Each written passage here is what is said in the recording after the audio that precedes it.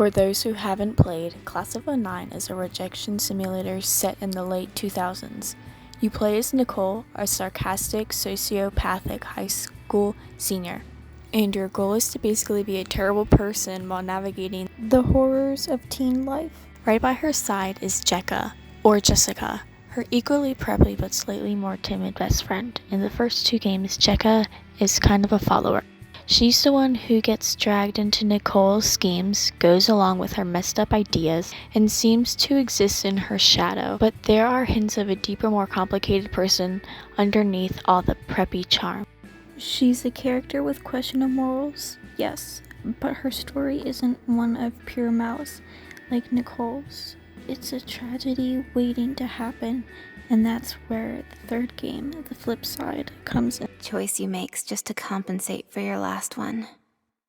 As if the future's never free to break the past. I've seen a lot being friends with Nicole.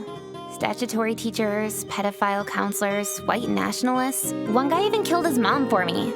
I mean, I'd kill my mom for me as much as the next guy, but geez, no matter what she did, it would just leave the people closest to me dead or traumatized. The flip side flips the script, literally. It puts you in Jecka's shoes and shows you a much darker, much more depressing version of the Class of '09 universe. While Nicole is dealing with her own chaos, Jecka's life is imploding. Her parents are getting a divorce, she's under immense pressure, and her relationship with her abusive father is pushing her to a breaking point. This game is all about a loss of agency, where your choices feel less like decisions and more like desperate attempts to survive. Her story unfolds across several chilling routes, each one revealing just how broken her life has become. The first route we'll be looking at today is the abusive teacher route. To avoid failing a class, Jecka can get into a relationship with her history teacher, Mr. Katz. What starts as a desperate choice for an easy grade and to appease her abusive father quickly spirals into a horrifyingly predatory and abusive cycle. Despite her trying to get help from a school therapist, the player is essentially forced to watch as Jecka becomes more and more trapped, ultimately leading to a grim ending where she finds Nicole dead and left to deal with the fallout alone. Then we have the sex work route.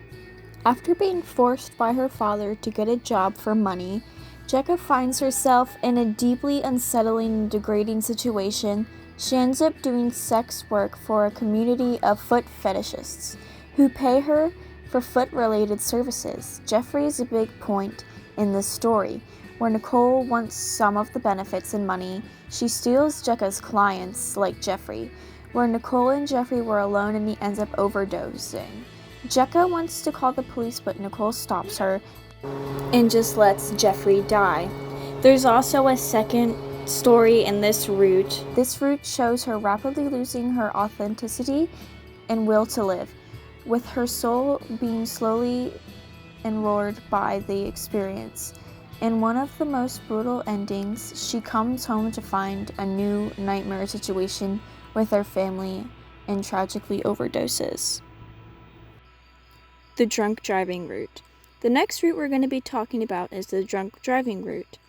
If Jecka chooses to prioritize her social life over her obligations, she ends up getting a soul-crushing job at Hot Topic. The retail work combined with her crumbling home life leads her to a reliance on alcohol. The route comes down in a truly tragic car crash where Jecka, under the influence from at a frat party, ends up killing one of her friends, Ari, with Nicole.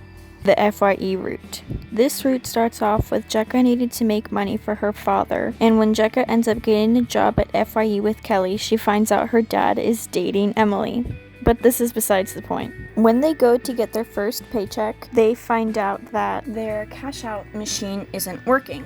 To fix this, they go around and try to talk to the other bosses. Then they get involved into a treasure hunt.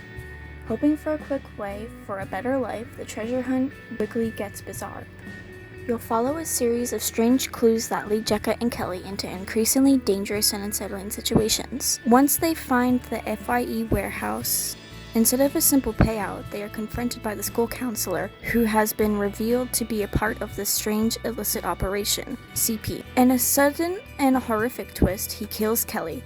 Before he can do the same to Jecka, the FBI arrives. However, the FBI agents aren't there to save the day in the traditional sense. They kill the counselor, but instead of helping Jecka, they decide to keep the illegal stash for themselves. To ensure her silence, they sell her to the Taliban. The route ends.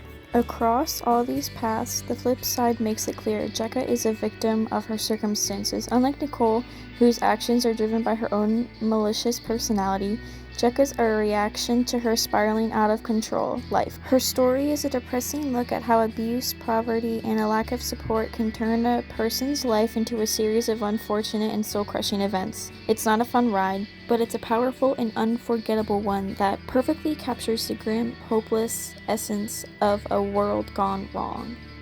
That's all it for today's video. Let me know if you have any other ideas or what else I should make a video on. I might do one on Nicole or one of the other characters. Let me know.